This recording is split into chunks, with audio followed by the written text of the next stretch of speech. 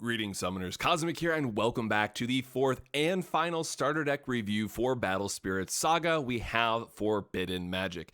This is a aggressive style of deck, and which makes sense given that we've seen so far is a mid-range deck with dragons, the two control options in more purple and white, and we just needed to round it out with a more aggressive strategy. And while yes, this does have some magic themes to it, and as the namesake of the deck, that we'd expect to see expanded on in set one. Spoilers, really this one is focused on the 2-cost rush strategy. So if you want to play aggressive strategy with maybe a couple battle tricks and getting cards back from the graveyard or getting value otherwise, this is the deck for you. So with that, it's finally time to talk about the last starter deck reveals. Let's get into it.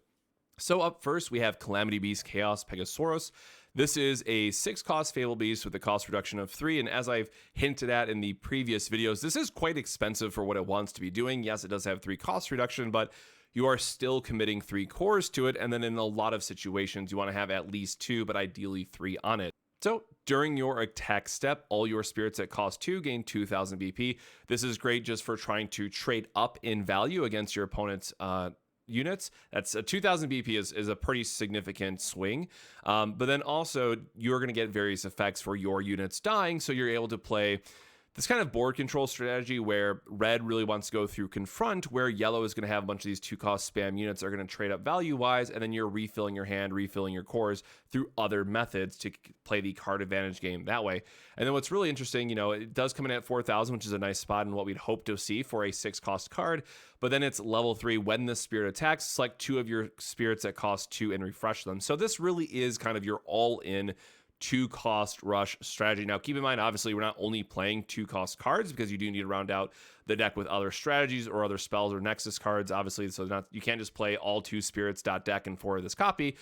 You will need to rely on some other strategies or synergies within the deck to really get this value going. However, overall, for what we have seen now for the rest of the starter spoilers and what we kind of expect to see in set 1, this card, while at first glance might not be that exciting, does end up doing everything that you want it to be doing. Now, I will say the only thing that we're missing so far from yellow, knowing what we've seen into the starter deck, and they'll obviously expand on it, is some type of core ramp or core revival, for lack of a better term, where you're like getting some back for maybe if you played a magic, get stuff back. We've seen like the reduced cost Pentan, some way to be more core efficient, which has been a thing in yellow, and we've talked about in the Discord some of the other Nexus cards we might get, but ultimately, if we can just get some type of more either cost reduction or core retrieval or core boost in yellow, this is going to be a very scary deck. So I'm very much looking forward to seeing what set 1 will give us. And while I'm not the biggest fan of, say, purely aggressive strategies, the artwork is just beautiful. And I love the style of these cards, so it'll definitely be one of the first things that I build. Moving on from that, we have our first 3-drop, the Rapier Knight Cat-SIth, or Cat-SIth, my Final Fantasy slip there. When summoned, reveal the top 2 cards of your deck. Add all cards that cost 2 from revealed cards to your hand. Discard any remaining cards. So it's a 3-cost, so it's important that it doesn't loop itself, but typically it's going to draw you at least 1 card, I would hope, but there is a chance to hit 2. So this is just one of the many cards that kind of builds into that strategy of saying, yes, we're able to spam the board. At only a 1,000, 1 power 1,000, then 3 and 4, it's not that exciting from a power perspective, but just the fact that you're able to swarm the board and get card value off of this, I mean, it's something that you're absolutely going to be running a 4 of in the what might be Fabled Beast and or just 2 costs. Maybe it's you don't care about Fabled Beast. Maybe that's not important until later on.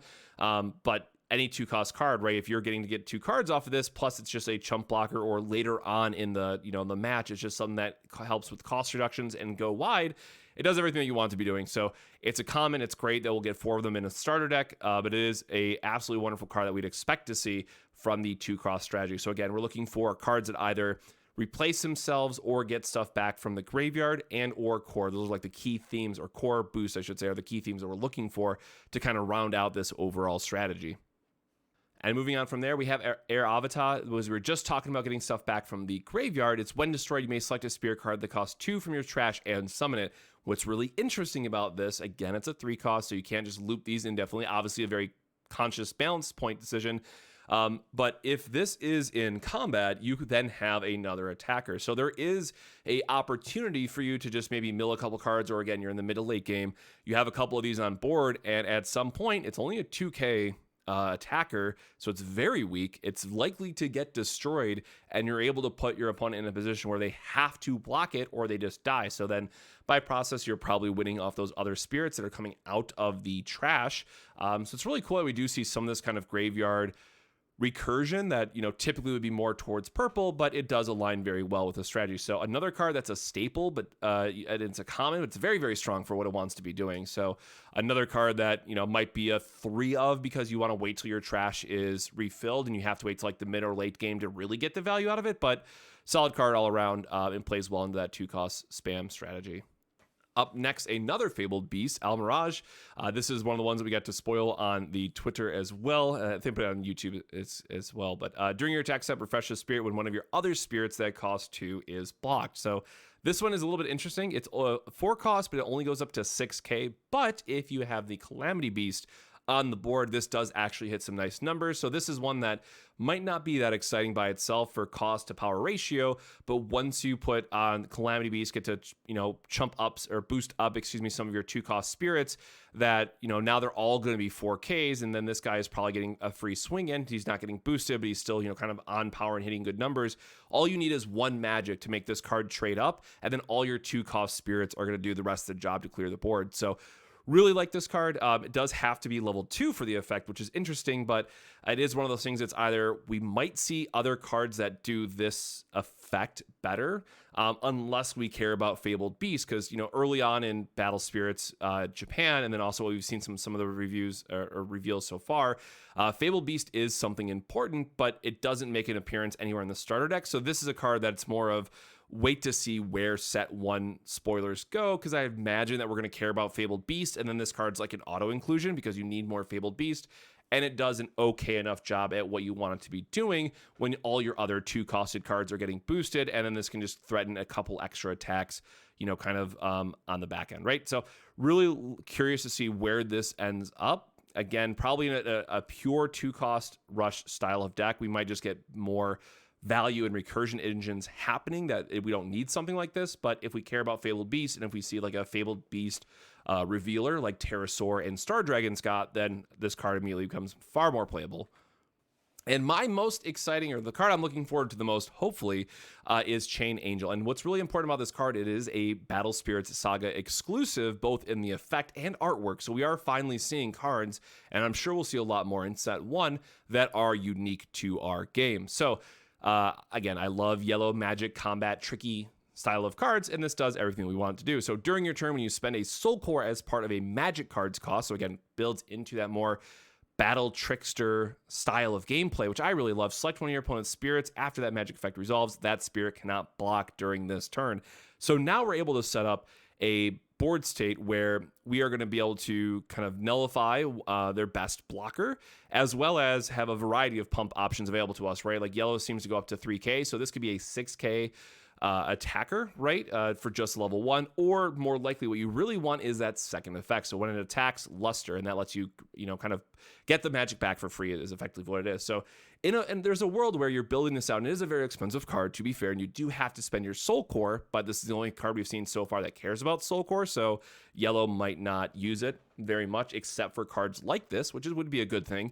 Ideally, you're going to be wanting putting this at level 2, becomes a 4k. We have spells that boost it to 7k.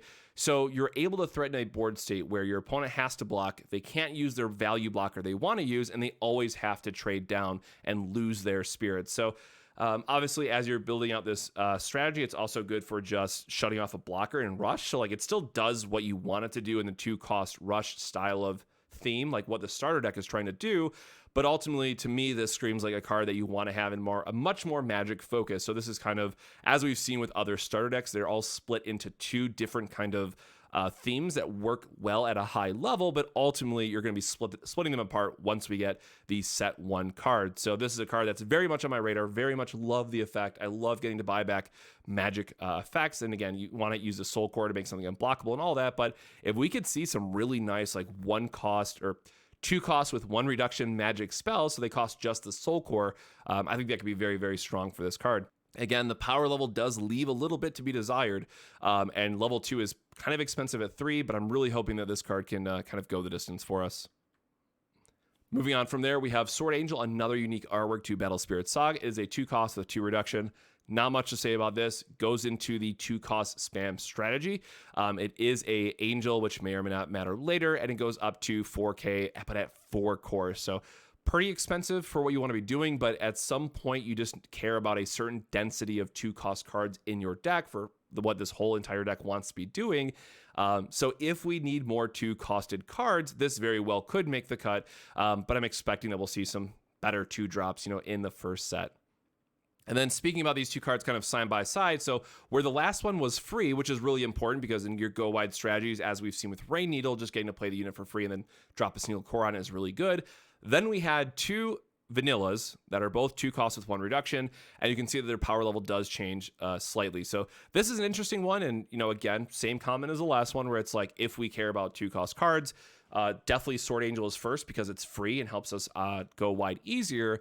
But then we have these 2, which at their level 2, it's a 3K to a 4K, and then level 3 with 4 cores, it's a 4 to 5. So if you only need, one more 2-drop and you want to have that higher power threshold, then you obviously pick Obero, which leads me to believe, is there going to be some kind of Angel strategy in set 1? And that's why their kind of power level is lower. If you look at both of the last one we talked about, it's very interesting that they did this. And again, this goes back to the whole premise of they just had to have some kind of density for 2-cost cards so that the starter deck could function. And that's why we're seeing all the vanilla slots being taken up by 2-cost.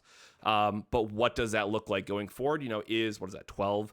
Is 12 vanillas what you need to run? I would certainly hope not. I'm sure there'll be more stuff in set 1, but I could definitely see one of these vanilla 2-cost kind of making a spot just to round out the deck. So where that will land, we have to wait and see. I still think, the Sword Angel is going to be your best one because it's free with 2-cost 2 reduction and just builds out more. Her power is weaker, but if you need a second option, it's probably going to be Obero if you don't care about Angels. And then quite possibly my favorite card other than Chain Angel that was revealed is Grimoire Fairy. 4 costs with 2 reduction. When summoned, view the top 4 cards of your deck, reveal 1 magic card from them and add it to your hand, and then the rest go to the bottom. So again, I really love the more magic and control-y and trickster style of combat that yellow can rely on. And this card is getting there. What's also interesting then too is that this is any type of magic card, right? So this is expensive if you're going to splash it, but this is technically a very splashable card in some of your more control strategies that want to see their magic cards, right? You want to see things like your Holy Elixir. You want to see things like your Poison Shot if you really need that core reduction, or Bloody Rain probably is a more controlling card that you would pick, right? All those things really line up very well where you're setting this. It's a chump blocker. Yeah, 2Ks kind of feels pretty bad, but then you get to set a burst and just pass your turn, and especially if it's any of those when destroyed effects. This can hopefully take something with it and trigger your on destruction effect, be it landmine, be it just card replacement, whatever it is that you want to do with it. But pretty excited. I kind of wish it was a 3-drop just so it'd be a little bit easier to splash in other decks. But I think it's when summon effect is probably good enough where if it's not like a set 1 thing, this is a card to keep on your radar, because in the future, there is certainly going to be a magic style of deck, or very magic heavy style of deck, that this card immediately goes from it's just okay in a deck to absolute MVP. And then the level 3, during your attack step, refresh the spirit when one of the spirits cost 2 is destroyed via comparing BP. So again, we're seeing a lot of this refresh stuff. We know that there's going to be probably some refresh stuff later on, well, both in this video and then in set 1. So I'm not sure how much I care about, let's say, that specific ability versus just going wide and drawing cards when our stuff dies.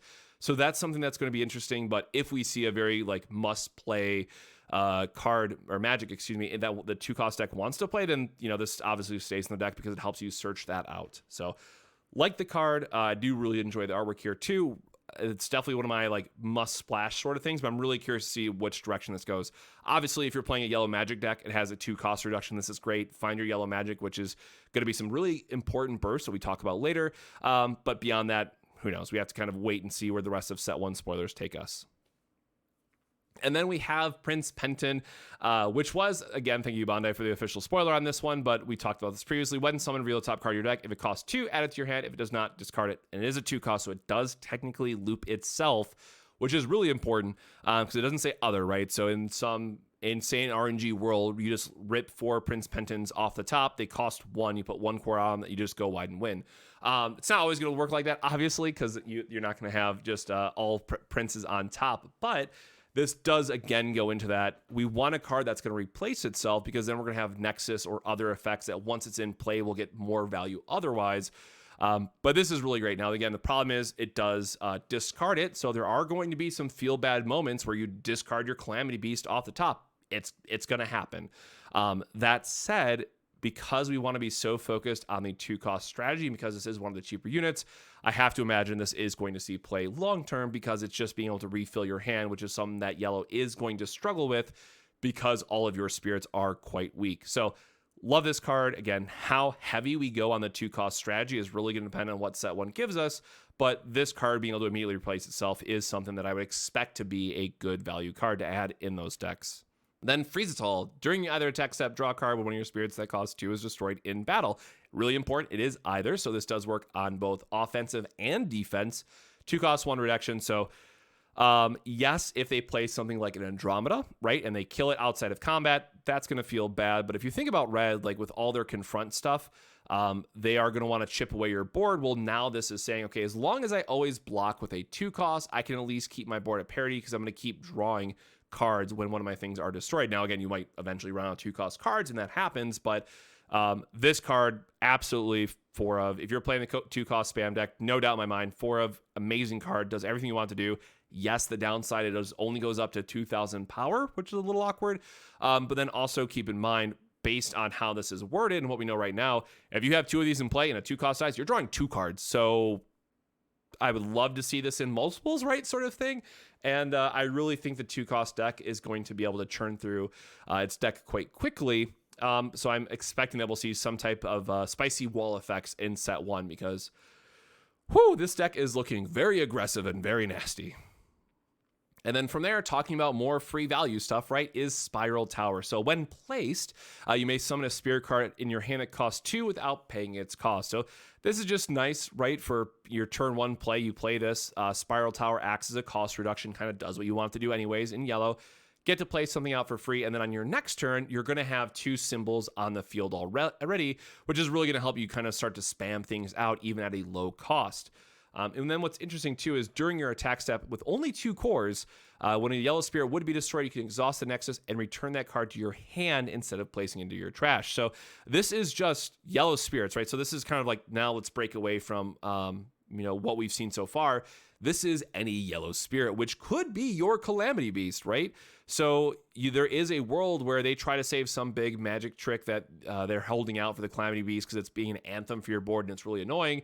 And as long as you haven't rested this Spiral Tower yet, you can bounce that back to your hand. Now, yes, the Calamity Beast, when it gets removed from the board, is going to down power your entire board. So hopefully you've gotten your other swings in and all that stuff already. But I think at that point, you're probably fine with whatever's happened because you've either killed them or have taken enough of their life away that you're killing them on the next turn. So I love this card that only costs 2. And I really think this is another one where we're going to be playing some low-cost cards in all yellow decks anyways, right? We'll have to see what like the splashable 2-cost cards are. But generally speaking, I wouldn't be surprised if we see Spiral Tower and some 2-drop on summon effect that we care about, where now your turn 1 is just like this giga value play that you're getting off of Spiral Tower. So love this Nexus. Obviously, it's really big in the 2-cost spam strategy, but I do think this could see some play in some other decks as well. Then we have Soap Bubble Lakeside, and I'm sorry if I could just stop for a minute. I love this artwork. It is like the beyond over cutesy style, and like look at the little frog and Tadpole having a great time. This just looks fun. I love the artwork on these cards.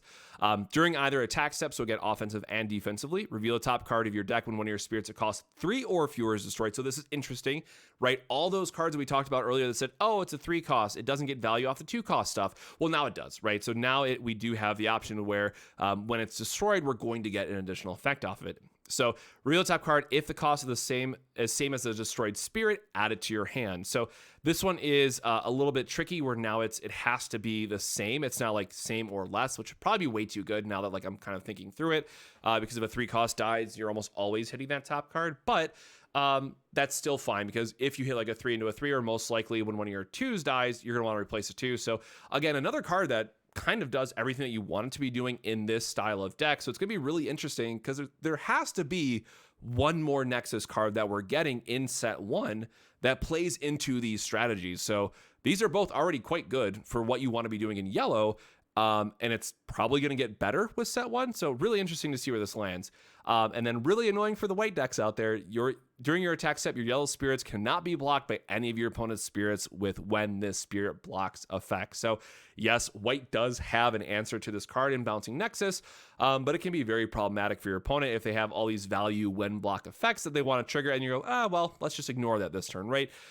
So yellow will always have to be mindful if your opponent has a burst set or not, and then of course your white opponent will have to be mindful of what other battle tricks they might have in their hand, like Holy Elixir or other cards that let them then refresh some of those other spirits, so they can do a haha got you moment, and they don't care about their on spirit block effects. They can just take the value route instead.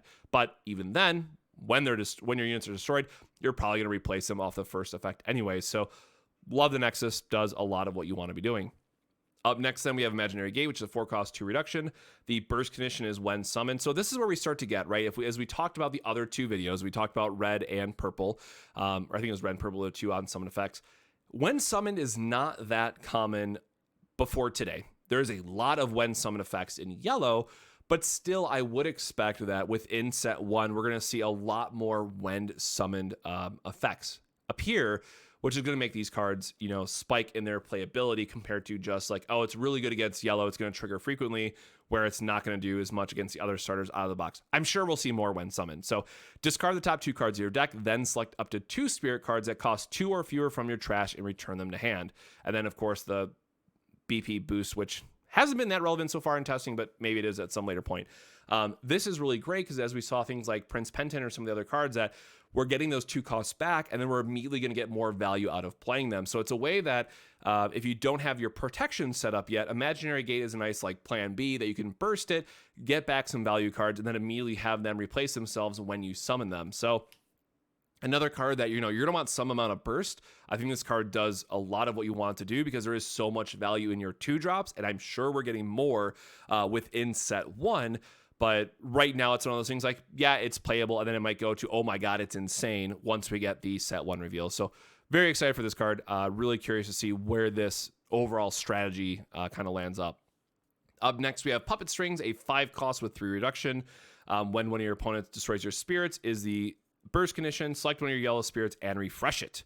Then also has a plus 3,000 BP during this turn ability. So this can be good for getting an extra attacks. It can be good for just if you have to block and you want to trigger your Nexus and then play the flash effect to gain 3,000 BP. So this does quite a bit for you. But now it's kind of getting into that area where we have quite a bit of different magics and burst cards that we may or may not want to be playing. And we haven't even seen set 1 yet. So like, I like these cards. I think they're very good for what they want to be doing.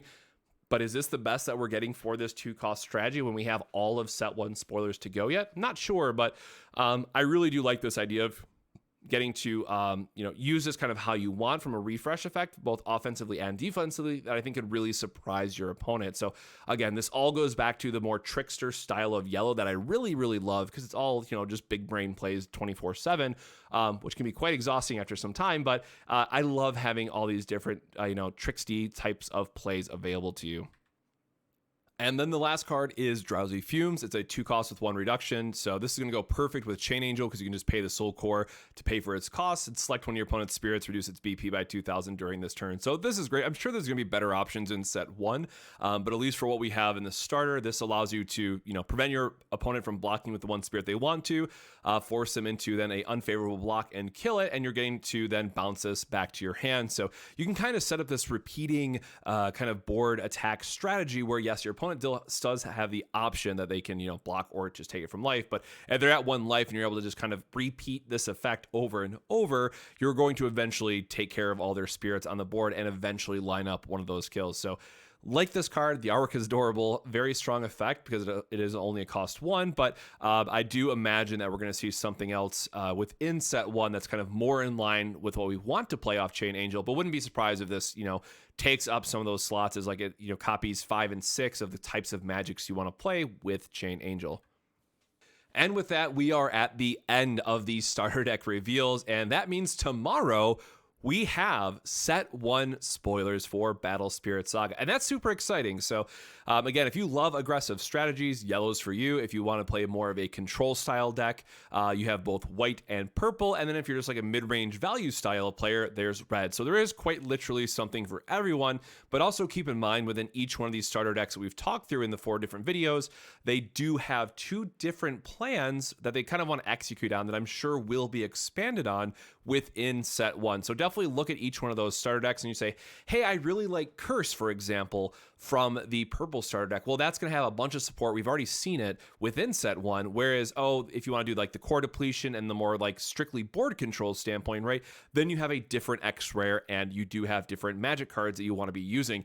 Now, again, most of these cards will have some sort of overlap between the different decks you might want to play, but we really have to wait and see how much set 1 is either just enhancing these 2 strategies or maybe even bringing a third deck into the mix, which at that point, you know, there will be some type of either splashing cards from deck to deck to be in different colors, or it's just, you know, here's a really good value nexus that we want to play in most of our yellow decks, and then that's the one that we just played in every single deck. So really excited to see where the spoilers go from here. And that's a good time to mention, as of, I do not know exactly what the plan is for videos going forward. The starter deck format, unlike One Piece, where there was like events and stuff like that, the starter deck format for Battle Spirit Saga isn't real.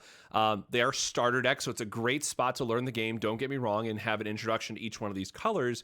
But from a play testing standpoint, or like showing the, you know, most efficient way that these different strategies want to operate on, we really can't do that until set 1. So there's not a lot of value in playing a format or doing videos on a format that doesn't exist. So in February 1st is kind of the end of when the spoiler season is all wrapped up. We should have the final spoilers on February 1st. So, but when that happens, great. All content is online. Going to be very excited. Tons of videos to look forward to. But also, as you may have followed in some other videos or I've talked about in like Twitter, Discord, YouTube, all that stuff previously, I am the person who does all the demos in our state in like a 1 hour radius, and my home store is in the early adopter program. So at a minimum, I will have a video on here's early adopter swag, and I'll do like an unboxing video at the store.